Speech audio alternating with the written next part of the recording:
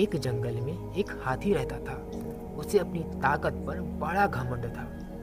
वह अपने सामने दूसरे जानवरों को कुछ नहीं समझता था। अपने मजे के लिए वह उन्हें हर समय तंग करता था। वह कभी किसी पक्षी के पेड़ पर बनाए घोंसले को उजाड़ देता तो कभी पूरा का पूरा पेड़ ही उखाड़ देता। कभी बंदरों को उठाकर पटक देता तो कभी खरगोशों को अपने पैरों तले रौंद देता। सभी जानवर उससे परेशान थे, लेकिन उसकी ताकत के सामने कुछ कर नहीं पाते थे। एक दिन हाथी नदी से पानी पीकर लौट रहा था। वहीं नदी किनारे एक पेड़ के नीचे चींटियों का बिल था। आसपास ही चींटियां अपने काम में जुटी हुई थी। बरसात के पहले वे अपने बिल में भोजन इकट्ठा करने का मेहनत कर रही थी। हाथी को मस्ती सूझी और उसने अपनी सूंड में भरा पानी चींटियों के बिल पर डाल दिया। चींटियों का बिल उजड़ गया।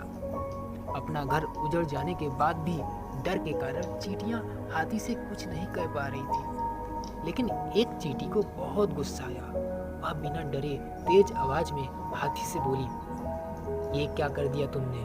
हमारा घर उजाड़ दिया।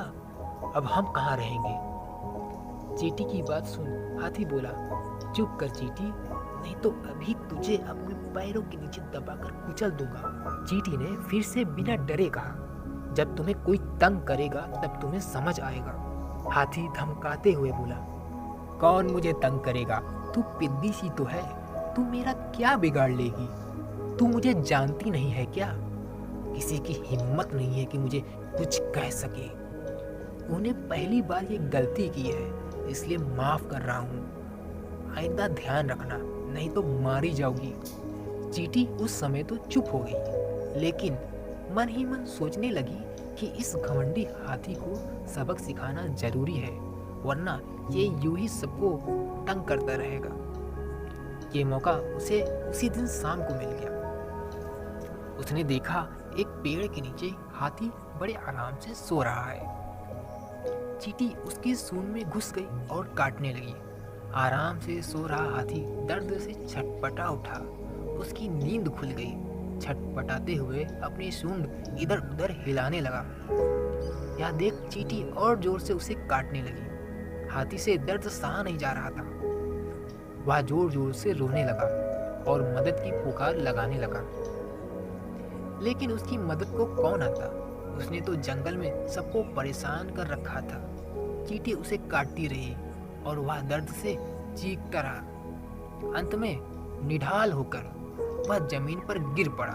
मैं वही चींटी हूँ जिसका और जिसके साथियों का घर तुमने उजाड़ दिया था। अब तुम्हें समझ आया कि जब तुम दूसरों को तंग करते हो तो उन्हें कैसा लगता है। हाथी रोते हुए बोला, मुझे सबक मिल गया है।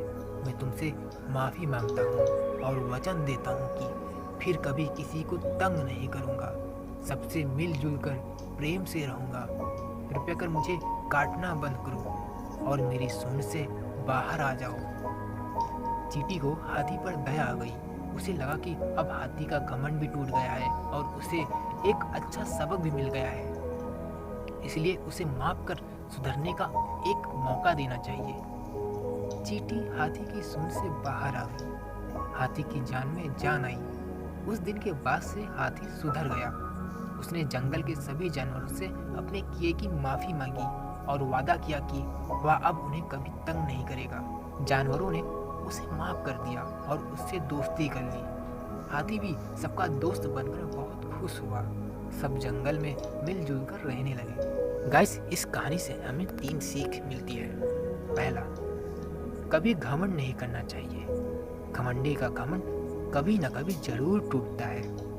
दूसरा, दूसरों की सदा सहायता करनी चाहिए, तभी मुसीबत के समय वे आपकी सहायता करेंगे। तीसरा, कभी दूसरों को परेशान नहीं करना चाहिए और सबके साथ मिलजुल कर रहना चाहिए। गाइस, आज एनिमेटिंग क्वीन तो थी नहीं, मैंने वीडियो बनाया है। आपको यह वीडियो कैसी लगी हमें कमेंट में जरूर देगा। वीडियो अच्छी लगी हो तो लाइक, शेयर और ढेर सारा सब्सक्राइब जरूर करवाइएगा। Thank you so much for watching this video.